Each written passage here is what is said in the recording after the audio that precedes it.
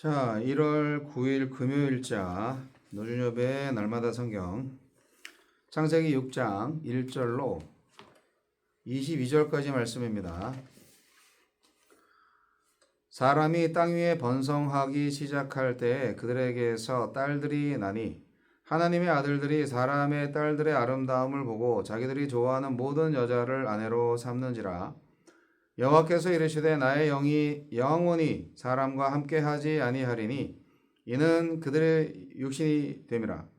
그러나 그들의 날은 120년이 되리라 하시니라. 당시의 땅에는 네피림이 있었고 그 후에도 하느님의 아들들이 사람의 딸들에게로 들어와 자식을 낳았으니 그들은 용사라 고대에 명성이 있는 사람들이었더라. 여호와께서 사람의 죄악이 세상에 가득함과 그의 마음으로 생각하는 모든 계획이 항상 악할 뿐임을 보시고 땅 위에 사람 지으셨음을 한탄하사 마음에 근심하시고 이르시되 내가 창조한 사람을 내가 지면에서 쓸어버리되 사람으로부터 가축과 기는 것과 공중의 새까지 그리하리니 이는 내가 그것들을 지었음을 한탄함이니라 하시니라. 그러나 노아는 여호와께 은혜를 입었더라. 이것이 노아의 족본이라. 노아는 의인이요 당대에 완전한 자라. 그는 하나님과 동행하였으며 세 아들을 낳았으니 셈과 함과 야벳이라. 그때 온 땅이 하느님 앞에 부패하여 포악함이 땅에 가득한지라. 하느님이 보신즉 땅이 부패하였으니 이는 땅에서 모든 혈육 있는 자의 행위가 부패함이었더라. 하느님이 노아에게 이르시되 모든 혈육 있는 자의 포악함이 땅에 가득함으로 그 끝날이 내 앞에 이르렀으니 내가 그들을 땅과 함께 멸하리라. 너는 고페르 나무로 너를 위하여 방주를 만들되 그 안에 칸들을 막고 역청을 그 안팎에 칠해라. 네가 만들 방주는 이러하니 그 길이는 300규빗, 너비는 50규빗, 높이는 30규빗이라. 거기에 창을 내되 위에서부터 한 규빗에 내고 그 문은 옆으로 내고 상중하 3층으로 할지니라. 내가 홍수를 땅에 일으켜 무릇 생명의 기운이 있는 모든 육체를 천하에서 멸절하리니 땅에 있는 모든 것들이 다 죽으리라. 그러나 너와는 내가 내 언약을 세우리니 너는 내 아들들과 내 아내와 내 며느리들과 함께 그 방주로 들어가고 혈육이 있는 모든 생물을 너는 각기 암소 한 쌍씩 방주로 이끌어들여 너와 함께 생명을 보존하게 하되 새가 그 종류대로 가축이 그 종류대로 땅에 기는 모든 것이 그 종류대로 각기 둘씩 내게로 나아오리니 그 생명을 보존하게 하라. 너는 먹을 모든 양식을 내게로 가져다가 저축하라. 이것이 너와 그들의 먹을 것이 되리라. 노아가 그와 같이 하여 하나님이 자기에게 명하신 대로 다 준행하였더라.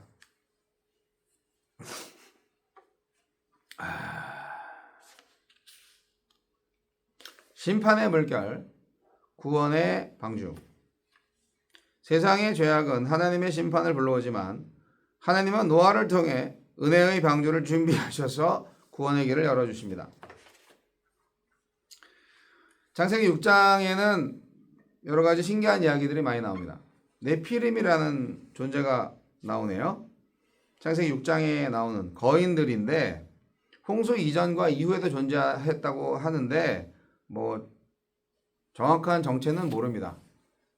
거인들이죠. 용사들이고. 나중에 그 모세의 명령으로 가나안 땅을 정탐했던 사람들이 본 그 거대한 아낙 자손이 네피림인가? 그렇게 생각을 할 수도 있지만 확실하지는 않습니다. 여하튼 성경에서 이 네피림은 이스라엘의 신앙과 순종을 시험하는 대적이자 하느님의 심판 아래에 놓인 존재로 묘사가 되고 있어요. 그러니까 뭐 좋은 사람들은 아닌 거네요. 노아 시대의 특징은 번성과 부패와 포악입니다. 그러니까 사람들이 번성하죠. 많아지고 그 다음에 많이 사니까 또 사회를 구성하고 그 안에서 여러 가지 리더십들이 생기겠죠. 그러면서 사람들이 지배 계급과 피지배 계급으로 막 그렇게 나뉘어지면서 하나님이 기뻐하지 않는 세상의 모습으로 변화가 되고 있는 거죠.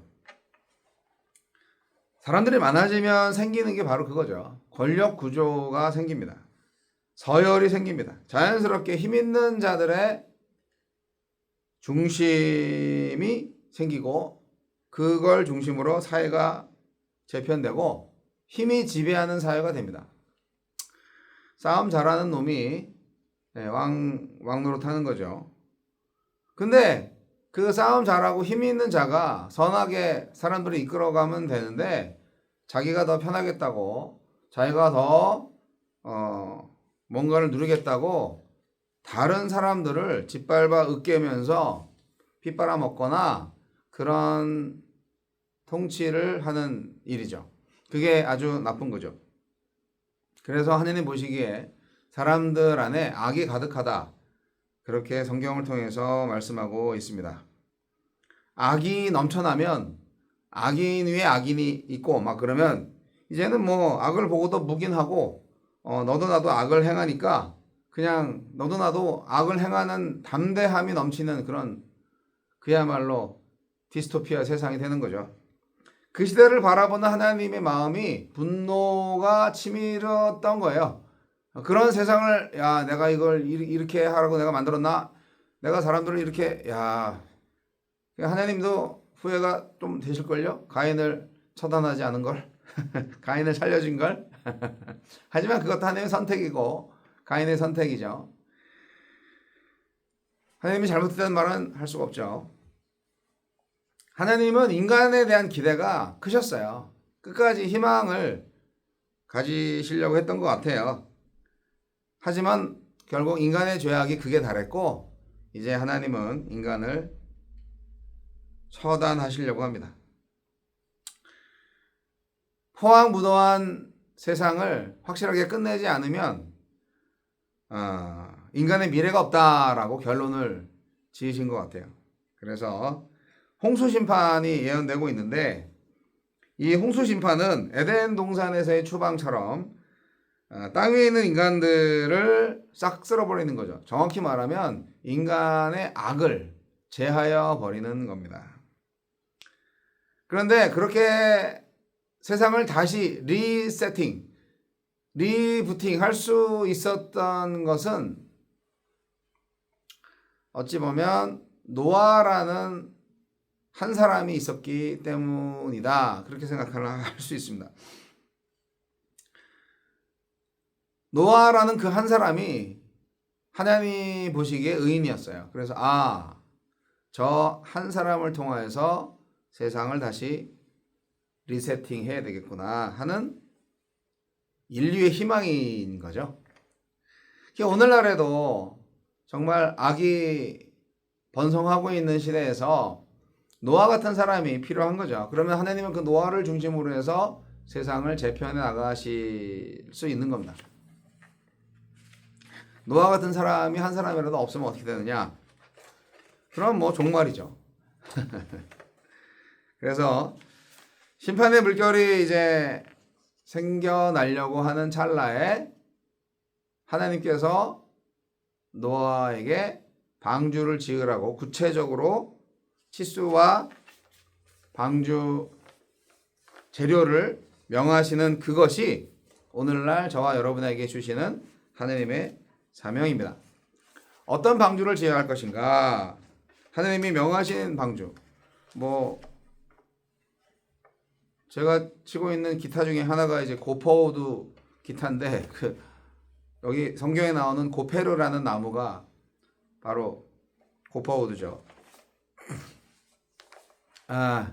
노아의 방주를 이 나무로 만들었죠. 여하튼 하나님께서 방주로 나무를 만들어라. 죄송합니다. 나무로 고페르 나무로 방주를 만들어라. 그거를 이제 그냥 재미삼아서 고퍼우드로 만든 기타로 찬양을 하면은 방주의 노래를 부를 수 있지 않을까? 구원의 노래를 부를 수 있지 않을까? 생명의 노래를 찬양할 수 있지 않을까? 뭐 이런 저만의 상상을 해보기도 합니다만 고퍼우드 기타 마케터는 아니고요. 여하튼 하나님께서 우리에게 어떤 사명을 주시든지 간에 구체적으로 명하시는 부분이 있어요. 그래서 노아가 방주를 지었던 것처럼 세상 사람들이 계속 놀려먹고 한심하게 쳐다봐도 그래도 노아가 끝까지 방주를 지었던 것처럼 저도 그렇죠. 끝까지 찬양하는 거죠. 끝까지 노방 찬양도 다시 하고 그리고 사람들에게 잘 보이는 모습과 말이 아니라 하나님 앞에서 부끄러움이 없는 말과 기도와 모습으로 이 한 세상 살아가야 되는 거죠. 심판의 불결이 오늘도 오고 있습니다. 오늘날에는 심판의 불길이죠. 네. 이 세상의 종말은 이제 불로 심판하신다고 했으니까. 자, 우리가 지어야 할 방주는 무엇입니까? 노아처럼 살아가시기 바랍니다.